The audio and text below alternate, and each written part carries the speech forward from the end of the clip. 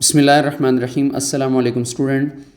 आज के लेक्चर में हमारा टॉपिक 8.8 नेशनल बुक फाउंडेशन से, और इसमें हमारे पास टॉपिक का नाम है कार्नोट्स इंजन। ये बहुत ज़्यादा इम्पोर्टेंट क्वेश्चन है और ये ज़्यादातर एक्सटेंडेड रिस्पांस क्वेश्चन में आ जाता है। ठीक है, यानी ये लॉन्ग क्वेश्चन जो है वो काउंट होता है कार्नोट इंजन। ठीक है, और इसको हम एक्सप्लेन करेंगे। इसका ग्राफ है वो हम लाजमी उसको प्लॉट करेंगे। इसको हम 4 स्टेप के अंदर सॉल्व करेंगे, फिर उसकी एफिशिएंसी कैलकुलेट करेंगे। मींस कि ये फुल फ्लेज हमारे पास लॉन्ग क्वेश्चन है। ठीक है, तो कार्नोट इंजन में हम इसको डिफ़ाइन करते हैं कि कार्नोट इंजन जो है ये हमारे पास Carnot engine is a theoretical या फिर हम ये भी कहते हैं कि हाइपोथेटिकल इंजन है। और सबसे पहले इसको 1824 में इसको डेवलप किया था या डिस्कस किया था, या ये थ्योरी जो है वो पेश की गई थी बाय सादी कार्नो। ठीक है, सादी कार्नो जो है ये इसने सबसे पहले आइडिया पेश किया था 1924 में। अब हीट इंजन जो है वो चूँकि रिवर्सिबल साइकिल के थ्रू चलता है, तो कार्नो इंजन जो है इसमें हमारे पास कुछ चीज़ें ऐसी है कि एक तो ये साइक्लिक प्रोसेस है। ठीक है, साइक्लिक प्रोसेस है एक बात। दूसरी बात ये है कि इसमें साइक्लिक प्रोसेस के साथ साथ जो हमारे पास वर्किंग सब्सटेंस है वो आइडियल गैस है। वर्किंग सब्सटेंस हमारे पास आइडियल गैसेस हैं। इस चैप्टर के स्टार्ट पे हमने आइडियल गैसेस को डिस्कस किया था कि आइडियल गैस इक्वेशन भी हमने डिस्कस किया था। तो ये हमारे पास वर्किंग सब्सटेंसेस के लिए क्या है, आइडियल गैसेस हैं। इसको हम एक्सप्लेन करते हैं 4 स्टेप में। कार्नो इंजन को हम 4 स्टेप में एक्सप्लेन करेंगे। ठीक है स्टूडेंट, हमारे पास कार्नो इंजन को एक्सप्लेन करने के लिए 2 प्रोसेस हमारे पास एक्सपेंशन के होने हैं और 2 प्रोसेस हमारे पास कंप्रेशन के होने हैं। अगर मैं यह लिख दूं कि एक्सपेंशन, तो हम 2 दफ़ा सिलेंडर को एक्सपेंड करेंगे। एक दफ़ा हम उसको एक्सपेंड करेंगे आइसोथर्मल, जहाँ टेम्परेचर रिमेन सेम रहेगा, टेम्परेचर पे कोई फ़र्क नहीं आएगा, आइसोथर्मल एक्सपेंशन।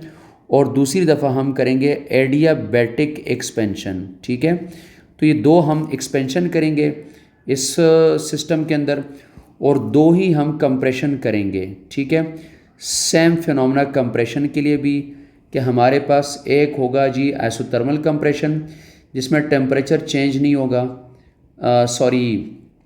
हाँ जी, आइसोथर्मल प्रोसेस में टेम्परेचर चेंज नहीं होता। और एडियाबैटिक कंप्रेशन जिसमें no heat gain and loss by the system from the system. तो ये हमारे पास एक्सपेंशन आइसोथर्मल और एडियाबैटिक, और कंप्रेशन आइसोथर्मल और एडियाबैटिक, ये 4 स्टेप के बिहाफ पे हम इस इंजन को डिस्कस करेंगे। तो जी स्टूडेंट, सबसे पहले हम डिस्कस करने जा रहे हैं जी isothermal compression expansion, isothermal expansion. ठीक है, हम पहले सिस्टम को एक्सपेंड करेंगे, लेकिन ये जो एक्सपेंशन होगी ये मैं बता देता हूँ isothermal. Iso mean same, therm mean temperature. हमने पिछले लेक्चर में आइसोथर्मल प्रोसेस को डिस्कस किया है। ठीक है, इसमें हम क्या करेंगे, हम सिस्टम को अलाउ करेंगे कि वो एक्सपेंड हो जाए। ठीक है, gas is allowed to expand. Long question है, इसको स्टेप वाइज हमने देखना है। हम गैस को एक्सपेंड होने देंगे। ठीक है, गैस को हम एक्सपेंड होने देंगे। गैस आपके पास पहले एक्सपेंड करेगी। ठीक है, और उस वक्त जो उसका टेम्परेचर होगा या प्रेशर होगा वो भी हम नोट कर देते हैं। वो आपके पास आएगा प्रेशर P1, और उसका जो वॉल्यूम होगा वो उसका हो जाएगा आपके पास वॉल्यूम V1। ये आपके पास आपने गैस को एक्सपेंड कर दिया। और temperature of gas at this moment is, यानी टेम्परेचर भी मैं इसी जगह पे लिख देता हूँ। कि टेम्परेचर इसका आपके पास आएगा इसी मोमेंट के ऊपर, वो हमारे पास आएगा टेम्परेचर T1। ठीक है, ये हमने गैस को एक्सपेंड कर दिया। अब एक्सपेंशन के दौरान साथ साथ हम हीट ऑब्जॉर्ब करवाएंगे, heat Q1 from hot reservoir, ठीक है, ये हम हॉट रिजर्वायर से हीट को ऑब्जॉर्ब करवा रहे हैं। और जब आपके पास हीट आपने ऑब्जॉर्ब करवा दी तो सिस्टम ने उसके ऊपर वर्क डन कर लिया, यानी हीट सिस्टम ने ऑब्जॉर्ब कर ली।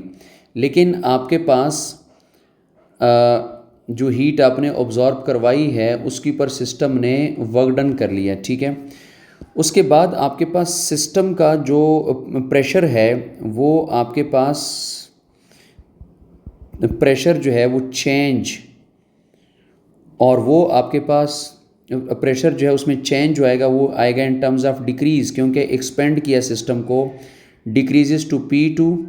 ठीक है, और वॉल्यूम जो आपके पास आएगा वो इंक्रीज़ करेगा, वॉल्यूम आपके पास चेंज करेगा, और वो change in terms of increase आएगा, इंक्रीमेंट आएगा वो V2 हो जाएगा।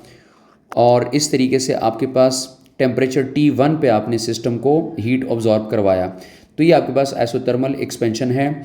टेम्परेचर को मेंटेन रखा, टेम्परेचर को आपने चेंज नहीं किया, टेम्परेचर T1 है, लेकिन आपने प्रेशर को चेंज किया फ्रॉम P1 टू P2, और वॉल्यूम चेंज हो जाएगा फ्रॉम V1 टू V2। ठीक है, मैं आपको एक डायग्राम के थ्रू भी इसको शो करा देता हूँ।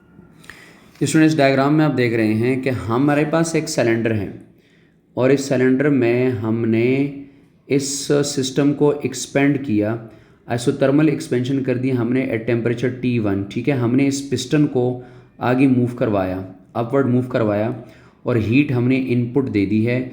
ये हमारे पास फॉर एग्जांपल ए प्रोसेस या पहला प्रोसेस हो गया आइसोथर्मल एक्सपेंशन। ठीक है, अगला प्रोसेस अब हम दोबारा एक्सपेंशन का है, लेकिन वो प्रोसेस हमारे पास स्टूडेंट किसका है जी, B पॉइंट पे या 2 पॉइंट पे हमारे प्रोसेस में हम उसको कहते हैं जी एडियाबैटिक। अब हम इसको एक्सपेंड करेंगे, लेकिन अब हम हीट नहीं देंगे। स्टूडेंट, जब आप एडियाबैटिक एक्सपेंशन करते हैं तो सिस्टम का हीट जो है वो आपके पास ड्रॉप कर जाएगा, टेम्परेचर आपके पास अब चेंज हो जाएगा। पहले पे हमने टेम्परेचर को चेंज नहीं होने दिया तो हमारे पास आइसोथर्मल रहा। अब हम टेम्परेचर को मतलब चेंज होने देंगे, जाहिर सी बात है प्रोसेस एडियाबैटिकली है। जब एडियाबैटिक प्रोसेस होता है तो हमने सबसे पहले सिस्टम को किया है इंसुलेटेड, यानी गैस कैन नॉट ऑब्जॉर्ब और एक्सट्रैक्ट या रिलीज़ हीट। ना गैस मॉलिक्यूल हीट को ऑब्जॉर्ब करेगा ना रिलीज़ करेगा। ठीक है, हीट एनर्जी या जो भी आप इसको कहते हैं, तो आपके पास ना हीट ऑब्जॉर्ब हो रही है ना हीट रिलीज़ हो रही है, लेकिन प्रोसेस एक्सपेंशन का है। ठीक है, तो आपके पास जब आप इसको एक्सपेंड करेंगे, when expansion takes place, when doing expansion, जब आपके पास सिस्टम एक्सपेंड होगा तो आपके पास टेम्परेचर विल डिक्रीज़। ठीक है, टेम्परेचर सिस्टम का गिर जाएगा, टेम्परेचर क्या करेगा, डिक्रीज़ कर जाएगा। तो सिस्टम का टेम्परेचर डिक्रीजेस। अब स्टूडेंट, पहले टेम्परेचर सिस्टम का कितना था, T1 था हमारे पास। ठीक है, तो टेम्परेचर अब आपके पास T1 से T2 पे चला जाएगा। ठीक है, और उस तरीके से आपके पास जो प्रेशर है वो फर्दर डिक्रीज़ कर जाएगा। एक्सपेंशन है तो स्टूडेंट प्रेशर आपके पास, प्रेशर जो आपके पास P2 था जो फर्स्ट स्टेप में हो गया था, decreases from P2 to P3, ये आपके पास फर्दर डिक्रीज़ कर जाएगा। इस तरीके से आपके पास जो वॉल्यूम था वो आपके पास इंक्रीज़ कर जाएगा, और वॉल्यूम वहाँ V1 से V2 पे आया था, तो ये आपके पास वॉल्यूम P और V, वॉल्यूम आपके पास V2 से V3 पे चला जाएगा। तो ये आपने स्टूडेंट इसको फर्दर एक्सपेंड किया। अब ये दो प्रोसेस हमने एक्सपेंशन के कर लिए, और ये जो आपने एक्सपेंशन की है, ये एक्सपेंशन आपने की है एडियाबेटिकली। इस दफ़ा आपने हीट नहीं दी। जब हीट नहीं दी तो एक्सपेंशन इंटरनल एनर्जी के बिहाफ पे हो जाएगी, तो टेम्परेचर आपके पास डिक्रीज़ कर जाएगा। ठीक है, तो इसको हम कहते हैं एडियाबेटिक एक्सपेंशन। जिसे जैसे आप इस डायग्राम में देख रहे हैं, एडियाबेटिक एक्सपेंशन जो है वो हमारे पास, हमने सिस्टम को फर्दर एक्सपेंड कर दिया। सिस्टम को हम पहले हमारे पास इस स्टेप पे था, हमने इसको फर्दर एक्सपेंड कर दिया, हमने इसको एक्सपेंड होने दिया। लेकिन इस वक्त ये सिस्टम इंसुलेटेड है, मतलब हम इसको ना हीट ऑब्जॉर्ब करवा रहे हैं, ना इससे हीट एक्सट्रैक्ट करवा रहे हैं। या हमारे पास एक आइसोलेशन, एक इंसुलेशन सिस्टम है, और इसमें हमारे पास कोई हीट ना आ सकती है ना जा सकती है, लेकिन हम उसको एक्सपेंड कर रहे हैं। जब सिस्टम एडियाबेटिकली एक्सपेंड करता है तो उसके इंटरनल एनर्जी के बिहाफ पे एक्सपेंशन हो रही होती है, तो टेम्परेचर हमारे पास क्या करेगा, डिक्रीज़ कर जाता है। ठीक है, तीसरा स्टेप हमारे पास स्टूडेंट, इसके लिए हमारे पास अब दो तो एक्सपेंशन हो गए हैं, अब दो हमारे पास क्या है, कंप्रेशन है। वंस अगेन सबसे पहले हमारे पास आइसोथर्मल कंप्रेशन, आइसोथर्मल कंप्रेशन। अब हम सिस्टम को कंप्रेस करेंगे। ठीक है, तो हमारे पास सिस्टम जब कंप्रेस करेगा तो इसकी सिचुएशन कुछ इस तरह बनेगी कि इस प्रोसेस में हमारे पास टेम्परेचर जो है जब कंप्रेस होगा तो कंप्रेशन से हीट बनेगी, तो वो हीट रिजेक्ट होगी। ठीक है, तो मैं यहाँ लिख रहा हूँ फर्स्ट स्टेप पे कि इन दिस प्रोसेस, यानी कंप्रेशन के प्रोसेस में, आइसोथर्मल कंप्रेशन प्रोसेस में, in this process the gas या वर्किंग सब्सटेंस जो भी है, the gas is kept at constant या एट लो टेम्परेचर। गैस को हम लो टेम्परेचर पे रखते हैं, एट लो टेम्परेचर। इस प्रोसेस में गैस को हम लो टेम्परेचर पे रख देते हैं रिजर्वायर ना, लो टेम्परेचर रिजर्वायर पे हम इसको प्लेस कर देते हैं T2। अभी तक हमारे पास जो एक्सपेंशन में टेम्परेचर आया था वो T2 बन गया था ना, ये वाला। अब हम इसी T2 टेम्परेचर के ऊपर इसको प्लेस कर रहे होते हैं। हम जाहिर सी बात है आइसोथर्मल प्रोसेस है, टेम्परेचर चेंज होने नहीं देंगे। ठीक है, तो और गैस को हम करेंगे अब कंप्रेस। ठीक है, अब गैस को हम कंप्रेशन देंगे। ठीक है, सिलेंडर या पिस्टन जो है इज़ कंप्रेस्ड, हम इसको कंप्रेस्ड करेंगे और टेम्परेचर चेंज होने नहीं देंगे, तो हीट विल बी प्रोड्यूस्ड, क्योंकि compression cause heating, heat will produced. और जब हीट बनेगी ना स्टूडेंट, तो इस हीट को हम सिस्टम में ऐड होने नहीं देंगे। तो हम क्या करेंगे, हीट विल बी रिजेक्टेड, ठीक है, फ्रॉम द सिस्टम। हम सिस्टम से हीट को रिजेक्ट कर देंगे। तो जब हीट हमने प्रोड्यूस हुई कंप्रेशन की वजह से रिजेक्ट करवाई, तो टेम्परेचर आपके पास रिमेन कांस्टेंट हो जाएगा। लेकिन इस प्रोसेस में आपने चूंकि सिस्टम को कंप्रेस किया है, तो आपने अब प्रेशर को इंक्रीज़ किया है। और प्रेशर जब आपके पास इंक्रीज़ हुआ, तो पहले आपके पास प्रेशर जो है वो 3 था, तो 3 से आपके पास प्रेशर जो है वो 4 पे चला जाएगा। इस तरीके से वॉल्यूम चेंज करेगा। कंप्रेस किया है तो वॉल्यूम डिक्रीज़ करेगा। जब वॉल्यूम डिक्रीज़ में जाएगा तो डिक्रीज़ वॉल्यूम में ये आपके पास वॉल्यूम जो था पहले V3 था, अब ये V4 पे चला जाएगा, तो वॉल्यूम आपके पास डिक्रीज़ हो जाएगा। ठीक है, और हम इसके लिए कर्व भी ड्रॉ करेंगे, उसको हम बाद में डिटेल से देखेंगे। अब हमने सिस्टम को आइसोथर्मली कंप्रेस कर दिया। ठीक है, नेक्स्ट और लास्ट स्टेप जो हमारे पास आएगा स्टूडेंट, वो हमारे पास आएगा लास्ट स्टेप इसका अब कंप्रेशन का है। लेकिन कौन सा कंप्रेशन, एडियाबैटिक कंप्रेशन। अब हम सिस्टम को एडियाबैटिकली कंप्रेस कर रहे हैं। ठीक है तो कंप्रेशन प्रोसेस, लेकिन कंप्रेशन कौन सी है, एडियाबैटिक कंप्रेशन है। ठीक है, अब एडियाबैटिक कंप्रेशन में हम सिस्टम को प्लेस कर देते हैं, सिस्टम इज़ प्लेस्ड ठीक है। इन इंसुलेटिंग